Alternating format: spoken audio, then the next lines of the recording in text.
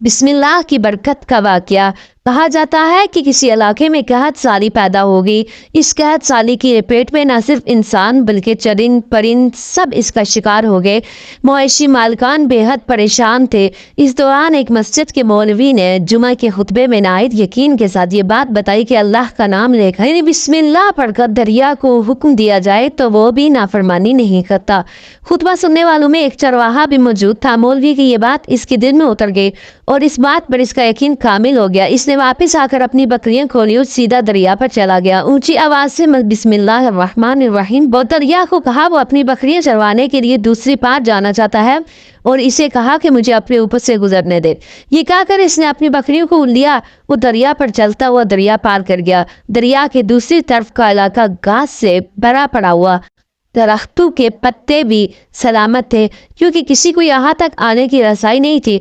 इसे खूब अच्छी तरह अपनी बकरियों को सार करवाया और वापस लौट आया। फिर ये इसका मामूल बन गया कि वह बकरियां पात छोड़कर वापस आ जाता और शाम को जाकर बकरियां वापस ले आता। इसकी बकरियों का वजन दुगना चुगना हो गया। लोग चौंक गए और इससे पूछा कि वो अपनी बकरियों को क्या खिलाता। वो सीधा साधा और साफ दिल नौजवान था। इसने साफ साफ बात बता दी कि जनाब मैं तो बिस्मिल्लाहिर्रहमानिर्रहीम पढ़कर दरिया पर चलकर अपनी बकरियां दूसरी तरफ चरवाने ले जाता हूँ। ये बात सब ने सुनी मगर किसी ने इस चरवाहे की बात पर यकीन नहीं किया क्योंकि ये नाकाबिले यकीन बात थी। मगर बात होते हुए मौलवी साहब के पास पहुंच गई।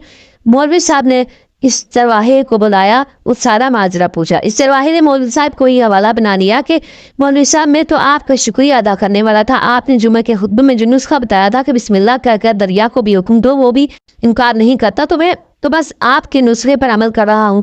मौलवी साहब हैरत से इसके चेहरे को देखते रहे। मौलवी साहब ने कहा कि भाई साहब ऐसी बातें तो हम हर जुमे में करते हैं, फ़कत इनका मकसद लोगों का ईमान बनाना होता है। मगर बकरियों वाला डटा रहा। मैं तो बिस्मिल्लाह कहकर पानी पर चलता हूँ और बकरियों समेत पानी पर चला जाता हूँ। आखिरकार मौलवी साहब ने सुबह खुद तजर्बा की ठान जिसे देखने चरवाहे समेत पूरा इलाका भी आ गया। मजमा ज्यादा था। मौलवी साहब ने एक दो बार सोचा कि इनकार कर दूं कि कहीं डूब न जाओ, मगर वो जो मौलवी साहब को कंधे पर उठा कर लाए थे अब भी जोश खरोश से अल्लाह अकबर के नारे लगा रहे थे और मौलवी साहब के हक में तारीफें कर रहे थे। मौलवी साहब ने एक रस्सा मंगवाया, पहले इसे एक दरख्त के साथ बांधा, फिर अपने कमर के साथ बांधा, फिर डरते डरते ढीला डाला, बिस्मिल्लाह पड़ा, वो दरिया पर चलना शुरू हो गए। मगर पहला पाँव ही रखा था कि पानी में गिर गए। मौलवी साहब डुबकियां खाने लगे और पानी के बहाव में बहना शुरू हो गए।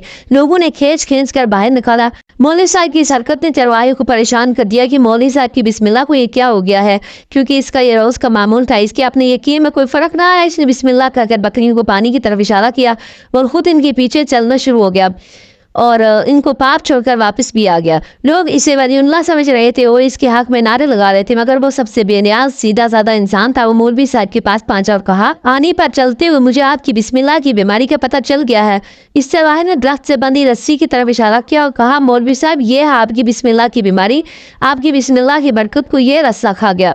आपको अल्लाह और बिस्मिल्लाह से ज्यादा इस रस्से पर भरोसा था, लिहाजा अल्लाह ने भी इसको आपको रस्सी के हवाले कर दिया। फिर कहने लगा, मौलवी साहब आप भी कमाल करते हो। मैंने आपके मुँह से सुना और यकीन कर लिया और मेरे अल्लाह ने मेरे यकीन की लाज रख ली, मगर आपने अल्लाह का कलाम सुना मगर यकीन नहीं किया, लिहाजा आपको अल्लाह ने रुसवा कर दिया। मोहतरम अजीज दोस्तों, यही कुछ हमारा हाल है। हमारे नमाजों और दुआओं का हाल भी यकीन से खाली है।